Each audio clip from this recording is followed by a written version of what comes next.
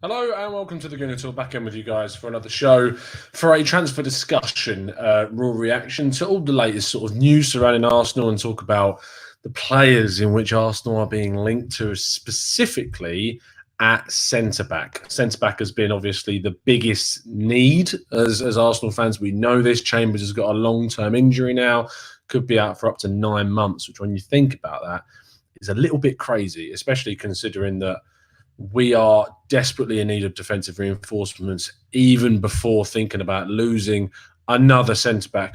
Good afternoon to everyone who's in our live chat this afternoon. Thank you ever so much for tuning in. We're going to get to plenty of your comments and your thoughts about some of the players that we're going to talk about. But let's jump straight into the show and talk about the first person on our list of players being linked to Arsenal right now. You can see on your screen the current link, which is done by The Telegraph and tweeted out by Zed, who is someone who I always seem to see cropping up on Twitter with his ITK knowledge sometimes. Feel free to follow, or not. It's up to you, really. But he's talking about how Arsenal are set to join the January tug-of-war for Nathan Ake that could involve as many as 5 Premier League clubs after Mikel Arteta admitted that the injury to Callum Chambers has changed their transfer plans, and Arsenal have placed Ake high on their list of replacements for Chambers, along with another player that we're going to talk about very shortly. But Nathan Ake, since leaving Chelsea and going to Bournemouth, has been an absolute revelation for them. He's been their best defender by a mile.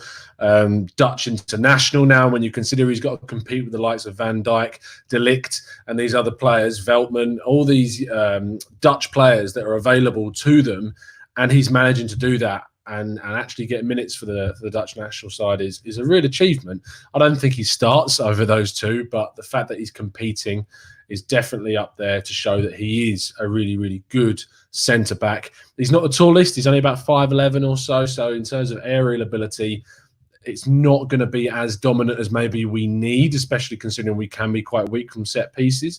But actually his pace and his playing out from the back and his interceptions and his tackling is very good.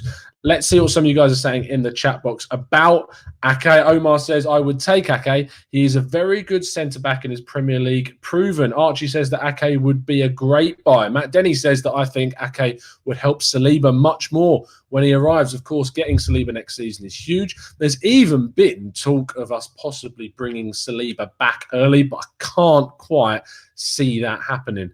Avon says, does that mean Ake's sell-on clause from Chelsea has expired? No, it doesn't. Now, this is the second thing and probably the biggest stumbling block in regards to this deal. Chelsea originally at the start of the season had a huge transfer ban which covered both the last summer window and this current January transfer window. Now, because of that expiring or being appealed and successfully being appealed, Chelsea can now sign players. And in fact, they've already had £34 million for Moussa Dembele, someone that Arsenal have been linked to as well. Earlier on in the late towards the end of December, start of January. And now, because of that, they can access a 40 million buyback clause in Nathan Ake's contract. Bournemouth were obviously very ecstatic about the fact that Chelsea got this ban because that buyout clause expires in the summer. So when they wouldn't have been able to sign players in June and July and August, obviously, before that point, they knew that they wouldn't have to worry about this buyback clause because Chelsea can't sign players. But now they can. This could be a little bit worrying. Now, the difference is, and I'm not sure how it works in terms of money-wise, if Arsenal were to go in with a bid of, say, higher than 40 million, first thing that happens, as far as I'm aware, is that Chelsea will be notified that another club have come in for a bid. Chelsea will then be given the option to go in for this deal to bid 40 million. And if Ake wants to move to Chelsea, then he'll move back to Chelsea. And there's not much that can be done about that. What we have seen in the past is someone like Morata. Morata was at Juventus. Real Madrid had a buyback clause. They didn't want him. Chelsea wanted him from Juventus. So Real Madrid bought Morata back from Juve, and then Chelsea bought him from Real Madrid for, I believe it was a higher fee. So if Chelsea want to do that, I don't know. It seems a bit illogical if they were going to do that, because I can't see them wanting to sell a player to Arsenal. But at the same time, could they, or they have the control over the situation, would they want to allow a player of Ake's quality to leave Chelsea, a team that could be in threat? I mean, it doesn't seem like it too much right now, but if teams pick up the pace or their form continues to dip, then they could be in threat of losing the top 4 place, and they could have let Ake go to a Premier League rival. So it's a bit complicated. I'm really not sure about this one. Would I take him? I mean, definitely. I would 100% take him. Avinash says, Ake deal comes down to the amount we pay for him. Maybe up to 30 mil. He's good, but above that, I don't think he's worth it. And that's the thing, is that you may not think he's worth up to 40 million, but you are going to have to pay that amount, because Bournemouth don't need to sell. Otherwise, they know that they can get at least 40 million for this guy. I think it would be a decent investment. I think it'd be someone that would definitely come in and improve what we have. And he's a really, really good centre-back that is Premier League proven, as we've already talked about, knows the league, knows the players, knows how to play in a Premier League team, and could really benefit from the coaching that Arteta is beginning to implement in this team. The second thing, or the second player that I want to talk about, is also Daya Upamecano. Now, you saw on that tweet that Arsenal are considering Upamecano, but linking it into our third player as well, being Jerome Boateng, there's been some concerns about the Daya Upamecano deal. Apparently, in the summer, we were quoted around £70 million for Daya Upamecano's signature. He's at RB Leipzig, moved there from Red Bull Salzburg, who produce a lot of RB Leipzig's talent, if we're honest. And there were rumours that this deal could happen in January. And at the start of the window, at the end of December, there were some very, very strong, solid links that Arsenal were interested in Upamecano. But unfortunately, because of the 70 million price tag, which RB Leipzig are reluctant to go down from, they're currently sitting in a position where they're competing for the Bundesliga. They're in the last round of 16 in the Champions League. They're playing a Spurs side, which are struggling, so could progress to the last 8. It's very realistic that they could do that. And so they're very reluctant to sell. They've got players at the back who are coming back from injury, like Konate, for instance, but they've got other players playing in other positions. I believe they're signing, is it Henriks from Monaco, if that information is correct, which could influence their ability, or rather their lack of, or rather the reluctancy they have to sell Upamecano.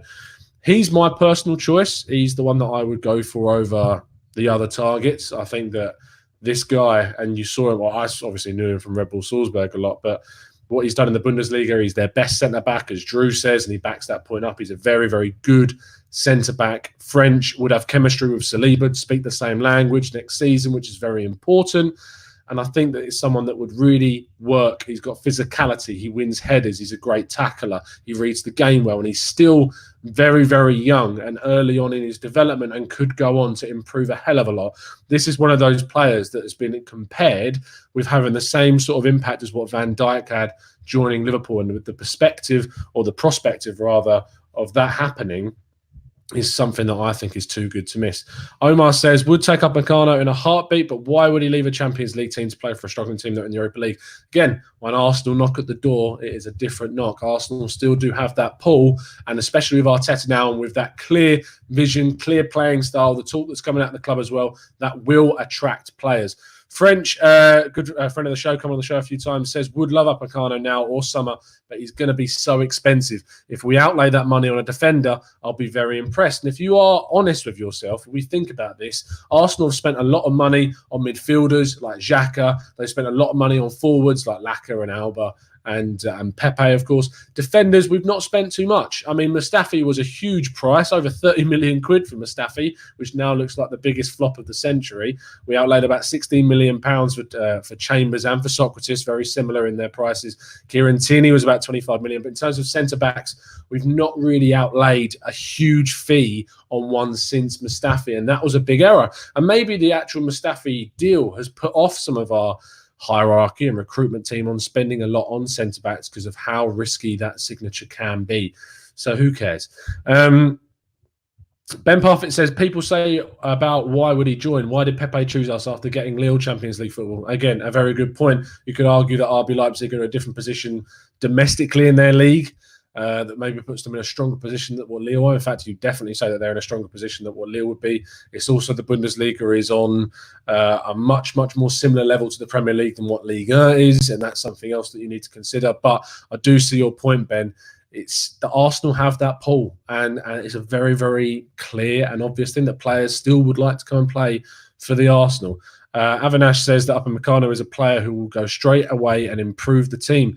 but I don't think Arsenal have the funds to make in this window, and looks impossible to me. And he backs that up with saying that we only have a 30 million transfer kitty. I don't ever believe the numbers that ever come out because if you think about it, if you ever think about the numbers that come out in the media, that could be something that's been fed by Arsenal. Arsenal definitely wouldn't want their budget published because it makes it much more difficult to negotiate with opposition teams. If they know how much you've got, they know how to negotiate, they know how to take you for as much as you're worth. And so therefore, I wouldn't go out there and believe too much to do with how much money is going to be available to them. Let's talk about the final one, which is still on your screen there. James Ollie from the Standard says that Jerome Boateng is looking at an increasingly more likely option in a cut price January deal that would suit us financially and would come in and do a decent job. Now, he's offered for around £30 million.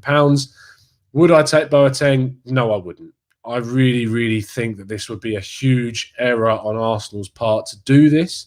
I think that from speaking for other people who know their Bundesliga football, Jerome is on the decline. He's not going to improve. He's at that age now where he's not going to get any better. It would just be like signing not another David Luiz in terms of the type of player, but it would be exactly the same type of signing someone that, yes, is experienced, but isn't improving on what we've got. He would be another body, and that's all he would be for me. Maybe it's worth it just to get that extra body in if we're not going to spend big, but I really, really struggle to think that Boateng would come in and be someone that Arsenal could rely on to improve that back line. Melisma says that they agree. Boateng is past it. Please say psych, Boateng, says Ben. I'm not, because it's actually a genuine possibility. Snipe Dot says that he wants Koulibaly. Again, a very unlikely, but someone that we have been linked to. Peace says that Boateng is declining, would have taken him a few years ago when he was in his prime, but not now. John doesn't want him.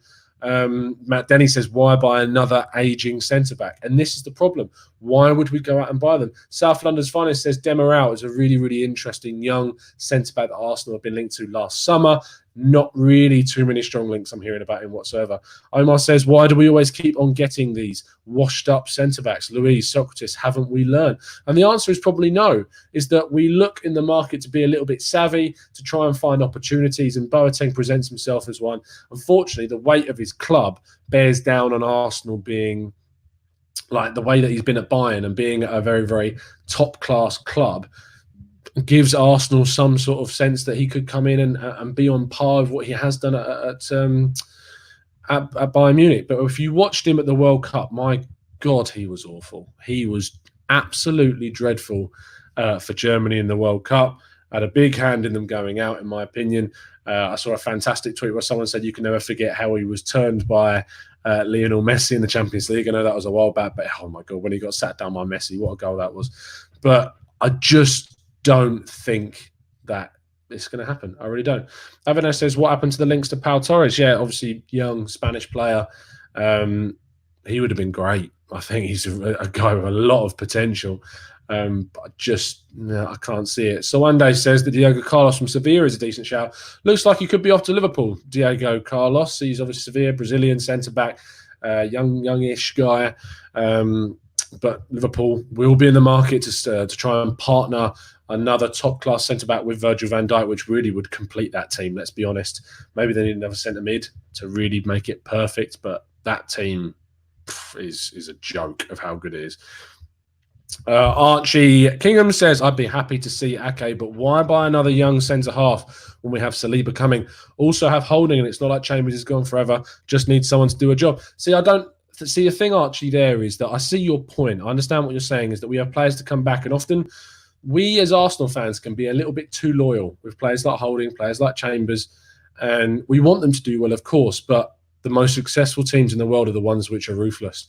The most successful teams in the world are the ones that go out and buy big top-class talent and proven quality to come in and improve their squad, even if it means to the detriment of some of the younger players that might now not get as much of a chance, because you need to prioritise success and progression and improvement and winning and points over sometimes the development of those younger players. And for me, That's just how I see it. Snipedot says, why nobody had gone for Jonathan Tah is, it baffles me. Again, another very decent centre-back from Bayer Leverkusen, but not really any links to them. Omar says that Chambers isn't the answer for me long-term. South London's Finest B says, I don't rate Holding. Just like Bellerin, he's overhyped. I'm not sure if he's overhyped. I just think he's really struggling coming back from this very, very important injury. I really do.